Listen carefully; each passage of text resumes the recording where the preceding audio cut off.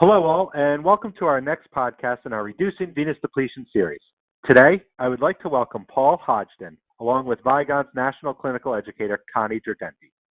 Paul has been a vascular access clinician for 7 years, and he currently works at a 500-bed academic teaching Level 1 trauma center.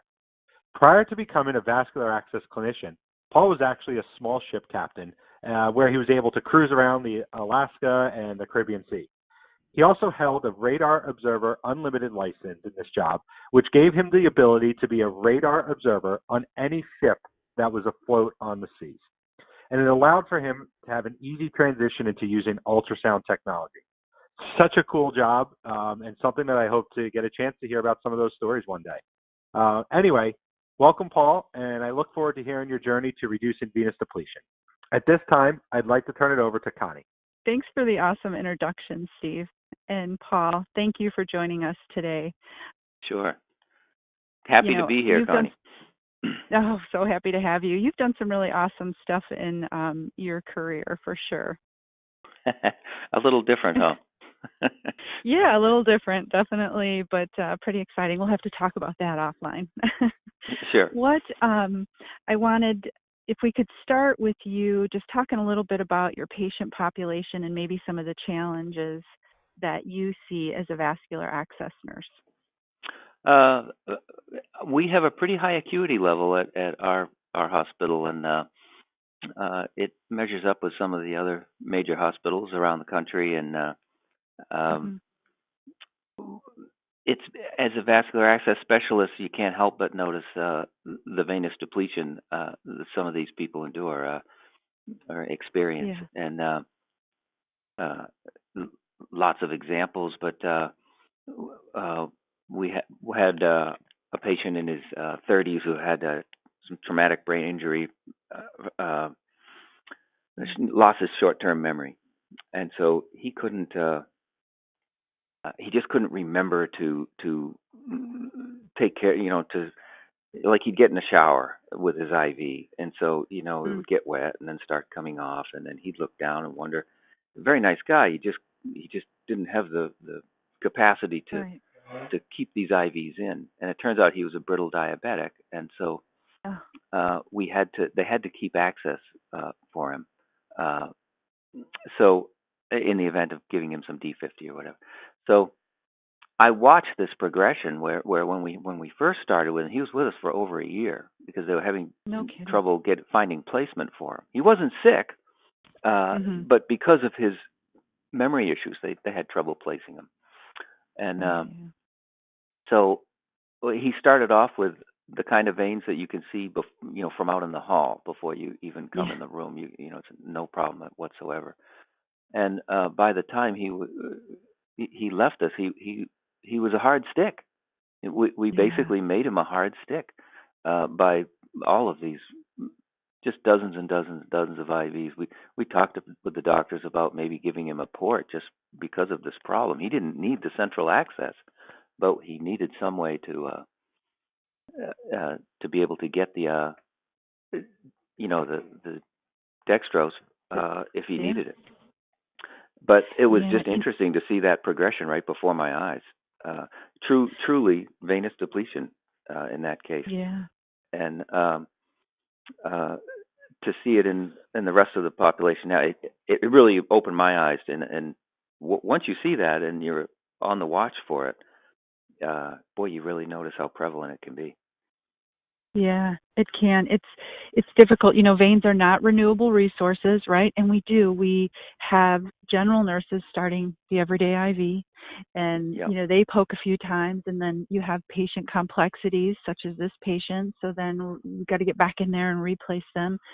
So It is. I can't agree with you anymore in that it is the most difficult thing to watch as a nurse, especially as a vascular access nurse. I don't think the other nurses, they just do the task, or they try to do the task. Yeah, and really in most of the medical community, it's not appreciated that intimal layer of the vein, like as you say, it's not renewable. When you stick a needle in there and you cause that trauma, it's permanent damage, and most people don't really appreciate that.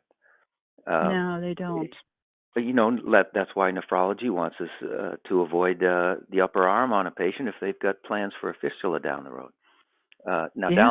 down the road might be 5 years, but if you place several picks in that arm, that could really hinder their ability to place a fistula 5 years from now, and Right. that really gets lost in the for non-vascular specialists. I couldn't agree with you more. And even here in Chicago, where I live, inner city hospitals, we see a lot of GSWs, and they may never end up on dialysis, but because they're in their wheelchairs, sitting on their bottoms, and then the chronic UTIs, they get so many picks, and they do end up getting centrally occluded. And some of these guys are young, Oh yeah. So it's an issue for. I know the dialysis patients are on the forefront, but it's many patients beyond that. Would you agree? I agree totally. Another population of the CF patients. I mean, most CF patients go through a very predictable progression, where as little kids will do peripheral IVs, and then as they get a little bit sicker, their hospitalizations are longer. We go to the PIC, and after there aren't too many CF patients in their 20s still getting PICs. They almost all have transitioned by then to ports, because we just can't, with the stenosis and all. It gets to a point where the PIC placements get more and more difficult with them, and eventually they have to get a port. Very predictable, that progression. It is, absolutely.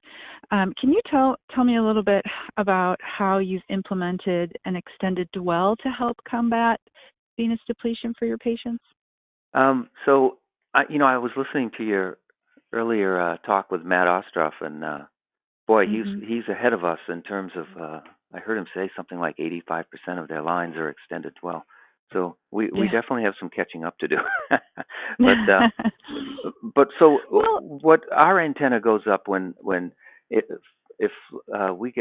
phlebotomy is unsuccessful on drawing morning labs or something on a patient, they'll call us and leave us a little slip of the fact, how many tries and that sort of thing. And so right away I'm thinking, okay, well, phlebotomy, these people are very good at what they do. They're better than I am, really, at palpation and drawing labs without the use of any imaging.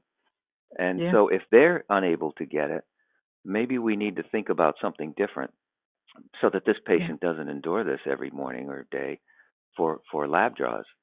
So as soon as we see a phlebotomy turn back, right away, I'm thinking maybe an extended dwell would be better for this patient.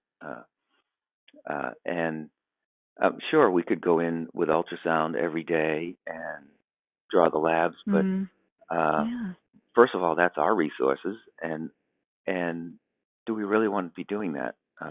Maybe let's just place one line, and that's what really stood out to me. The way I've learned about your product is my manager and I have gone to the last several AVA conferences.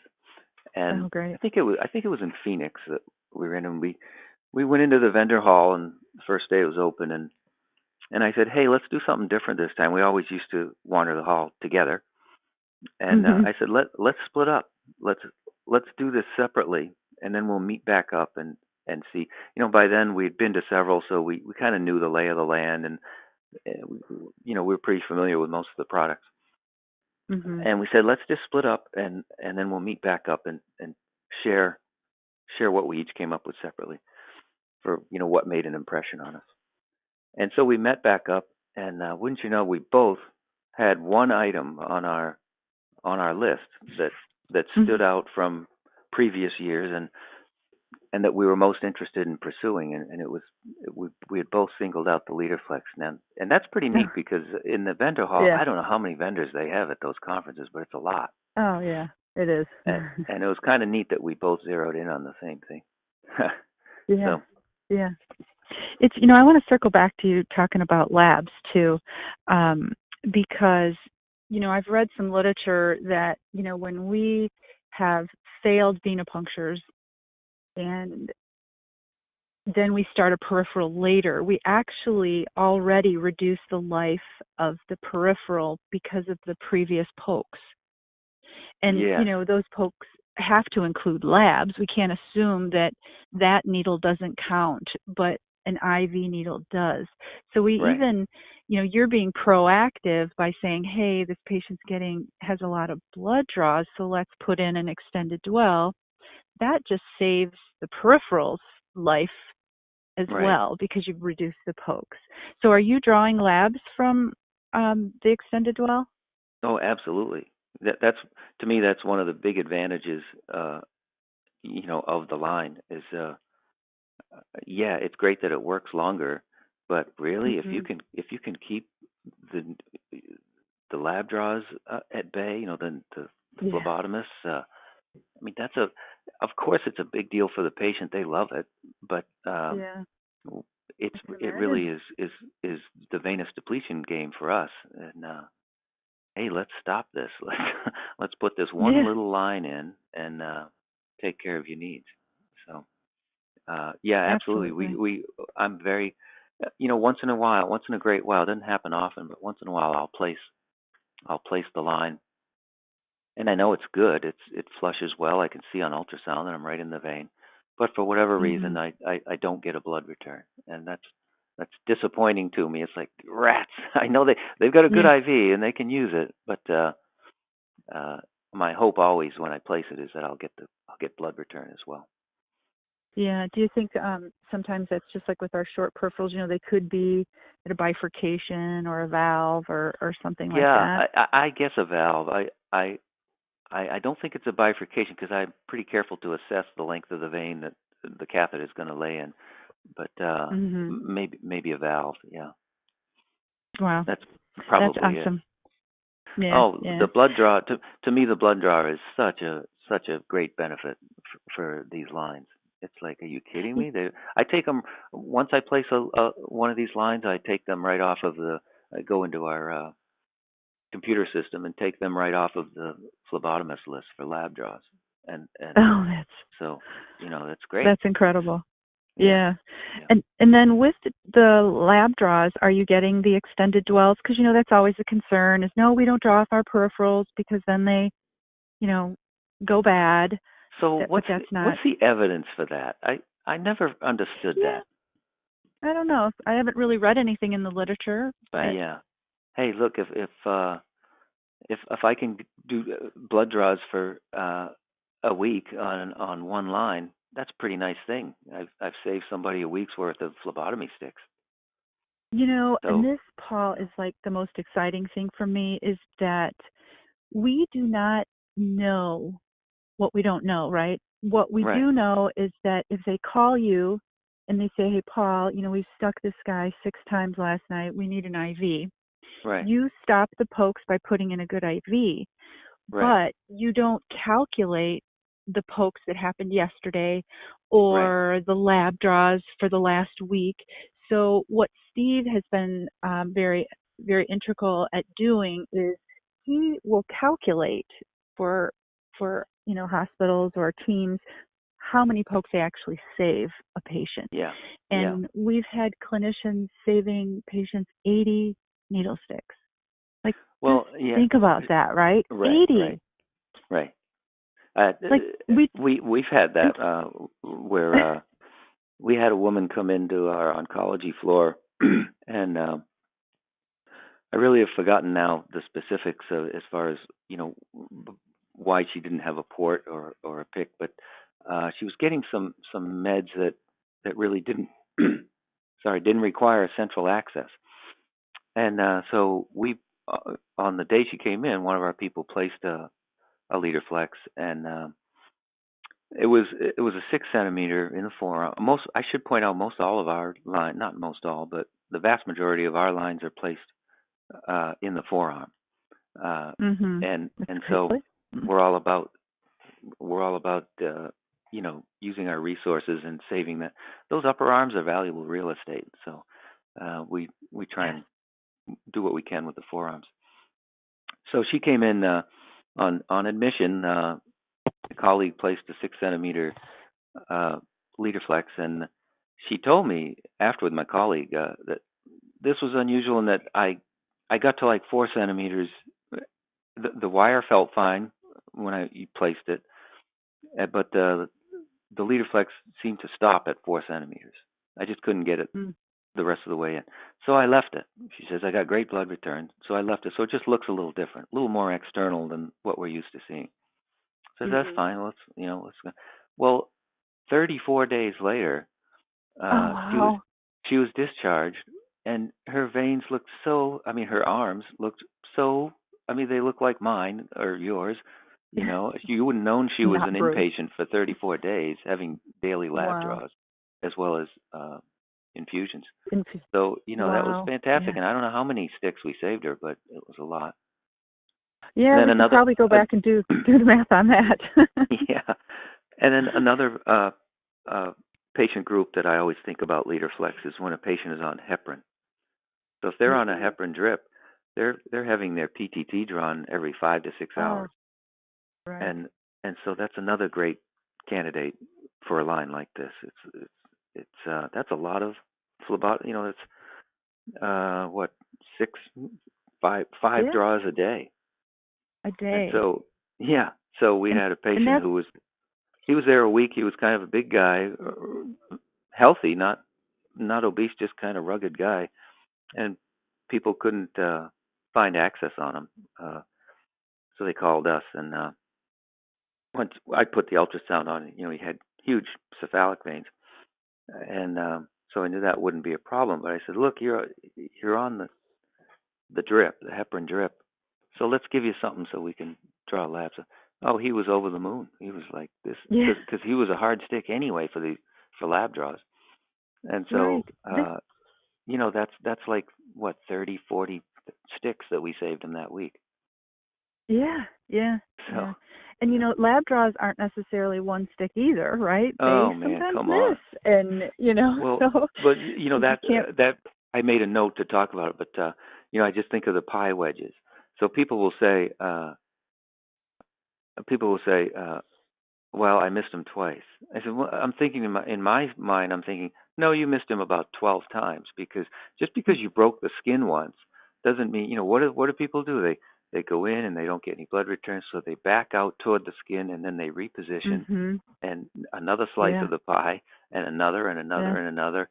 And that's trauma every time. It may not be to the vein itself, but it's a lot of trauma to cause.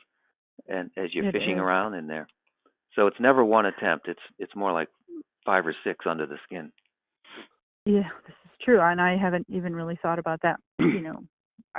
People do it, and I'm always like, okay, stop. You got to hit that vein on that first forward movement. And you said something about the forearms too and placement there, and I think that's where this device is because a lot of times, we'll hear, well, I'll just put in a midline. Why would I put that in? And you nailed it. It's to preserve those veins of the upper arm when we don't need them.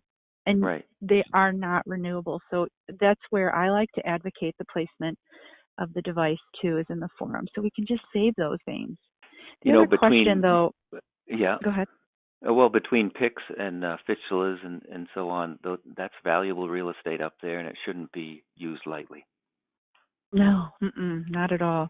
And the other thing that kind of goes with that too is, the EPIV is not power injectable, which some people feel like, every patient needs to have power injection. But I think we forget what power injection does to the vessels. Did you see? Yeah, oh, absolutely. A couple conferences ago, I think it might have been Phoenix. Andrew Bulmer from Australia.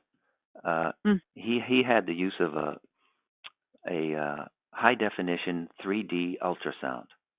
Sounds pretty crazy, huh? It was a great research tool, and for the first time, that tool allows us to watch the vein and see what happens after you place an IV. And he showed some fascinating video. I can send it to you if you want, Connie, but because I can send it to you because I can send it because I was sitting there pointing my phone at the screen. It was so interesting. It was one of those aha moments. Yeah, well, it was a general session, and there was about 1,200 of us in the audience, and you could have heard a pin drop. We were all just floored. He showed he imaged the catheter as a flush was going in, and so you could actually see what, say, a 2 ml per second flush did. And I'm telling you, it was most impressive. And we're not even getting up to the power injection rates, of like 5 mLs a second. And it was definitely causing enough shearing force to damage the intimal layer of the vein. No question about it. And absolutely. So yeah, for sure. And another thing he did was he showed a series of slides of that same vein over the course of 30 minutes after placement, and then 2 hours after placement, and 4 hours after placement. And the stenosis was very noticeable. Oh, interesting. Yeah. And then there's this thought too. Like, I think I've read, and I can't think of the author right now, but there was some discussion about if you have a peripheral for power injection, should that peripheral be removed after the power injection because of the damage? Right. And then the other thing about power injection is you always have to have a blood return. And in my clinical experience, I know that I put in these power injectable devices and then they don't have a blood return. So now we send our patient down to CT, right? And then they put in another peripheral and take it out. And I don't even know that, but I put in the power injectable device. Yes. So. We went through this when we first introduced the LeaderFlex. We got some pushback because I wanted to give our CT and MRI people a heads up that this device was going to be coming, and it was not power injectable, and they were not happy. And I got some pushback from them. They didn't really want it in the building, and it took some education. And I actually showed them Andrew's 3D video of 3D ultrasound video of the flushing, and I said, "Look, you guys, I realize that it's part of your job and it's part of the technology, and you have to do these power injections, but they're a terrible thing to do to a vein. They just are." And I said, I'm happy that this is not power rated, because my goal when I place this line, my goal is extended dwell, and your practice of power injecting runs completely counter to that. So I don't want you power injecting through any extended dwell line I place. That wouldn't make sense. Right. It defeats the purpose. Oh, absolutely. Yeah. It's so that kind of settled out, and I have a sticker that I put on each extended dwell dressing saying not power injectable, just to make sure that a tech doesn't hook up to it one day, and because they're used to, if they see a peripheral IV, they just, up until now, they've assumed that it's fair game. Yeah, there's not just, and I think your hospital, it sounds like, we as nurses have been sold, everything has to be power injectable. It's the right thing to do. Like, I get it for ports, and we went back and looked at our data, and over 60% never got a power injection into their power injectable device. And that's a cost. It's a more expensive device for my hospital. And it's more expensive, and it's more unfriendly to the vein.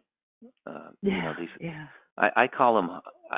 To me, it's because I'm not a plastics engineer, and I don't know, but I just call them hard plastic and soft plastic. And to me, the LeaderFlex is soft plastic, much friendlier to that single cell layer on the inside of the vein. It sure is, and I'm sure you've read Dr. Helm's article, and he clearly talks about the need for a thermosensitive polyurethane. Now, our peripheral cannula manufacturers do say that that's thermosensitive, but from my clinical eyes, that plastic is as hard as when it comes out as it is when it goes in, and it's not like the thermosensitivity of the extended dwell, for sure. So there's so many components that we have to consider. Length, which now we see, the the peripherals having longer length, but there's still that stiff right. polyurethane. So, Well, yeah, it does make a difference. I placed the midline, the so-called midlines, the 8 and 10 centimeter midlines, and this was before my experience with your product, and I mean, it was very unusual to get blood return past 24 hours with those things.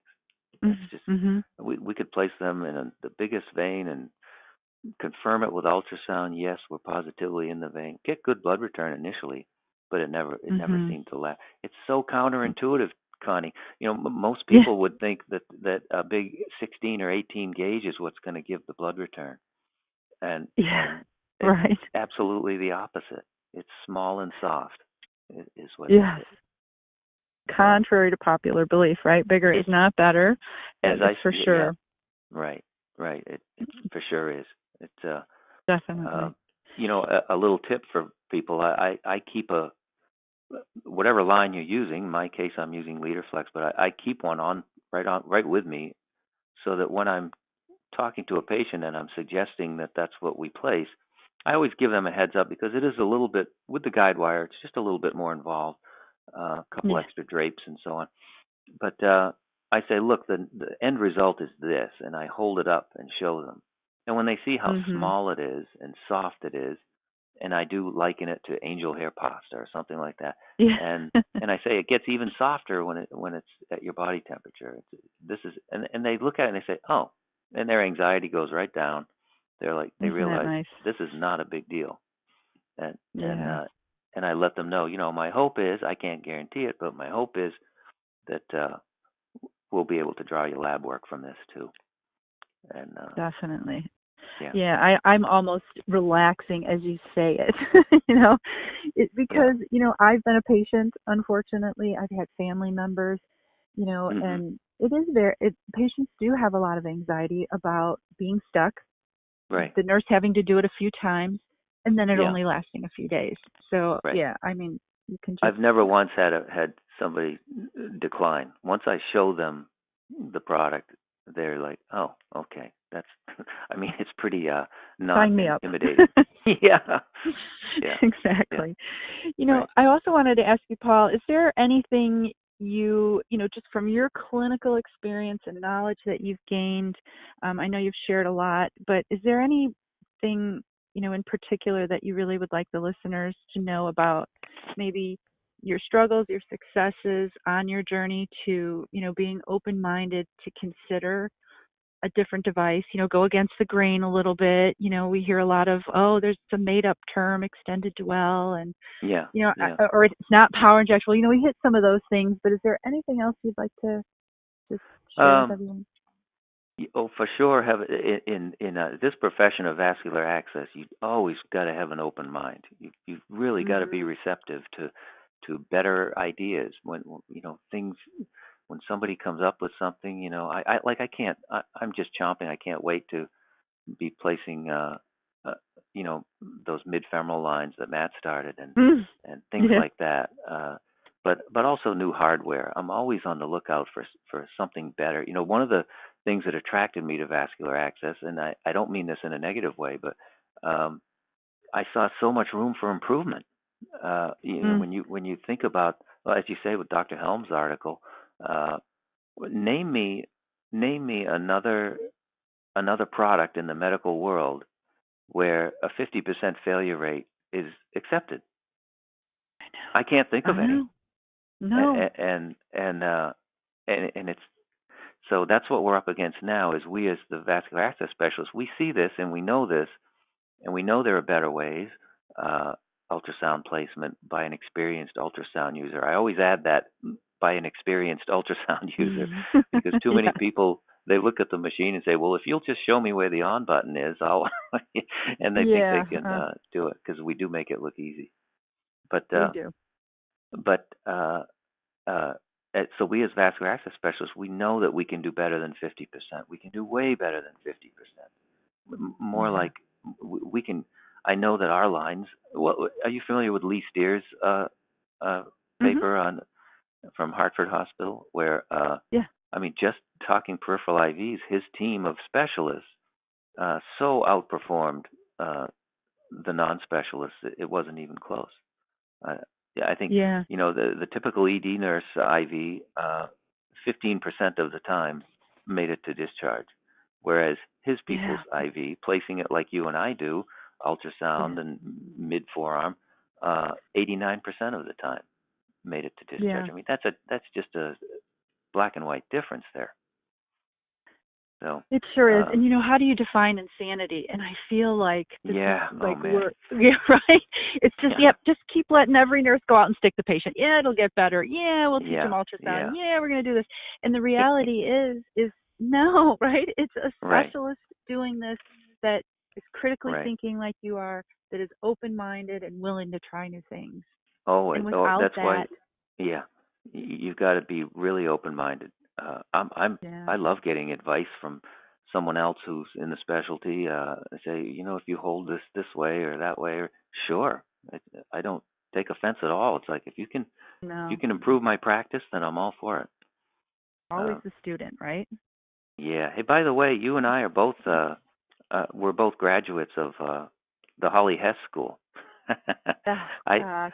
I spent 3 days down there. For our listeners, Holly is down at Wolfson Children's Hospital in Jacksonville. Amazing. Unbelievable. But when I went down there, I was no rookie. I had placed 5,000 picks and many times more that peripheral IVs, all with ultrasound. So I knew what I was doing. But the first time Holly starts draping, she uses those blue towels for her drapes, and Yeah. and so that all that's left on this neonate is the arm. And Yeah. I'm looking. I was looking down, and I'm thinking to myself, "You have got to be kidding me. She is not going to Yeah. access this." I mean, the arm was probably smaller than a Sharpie, and I know, right? and and and she puts that probe on there, and I mean, hmm 4 minutes later, the kid's got a pick. It was just it's incredible. I spent 3 days just in awe of what she was doing. absolutely. And I was in the NICU years ago, and to be able to go and watch Holly, and she's an advocate of ultrasound, an advocate of MST, and to see it live, yeah, like it's just magical. Yeah, Absolutely magical. yeah, It's a yeah. great experience. We hope Well, to get and her on the podcast on one of them soon oh, too. great. So we're And calling her out. after watching the one drawback to that experience was, I couldn't actually do a stick myself, of course, because I was just observing.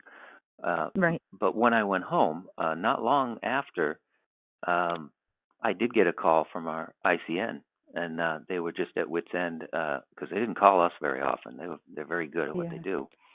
But so I went up, and they said the patient's over there, and they pointed to a bassinet, and I walked Mm. over, and I think they were all expecting me to kind of wig out at how small the child was. And because of my experience with Holly, I didn't. I kept my wits about me, and I said, "Well, let's take a look. Let's see what we could do."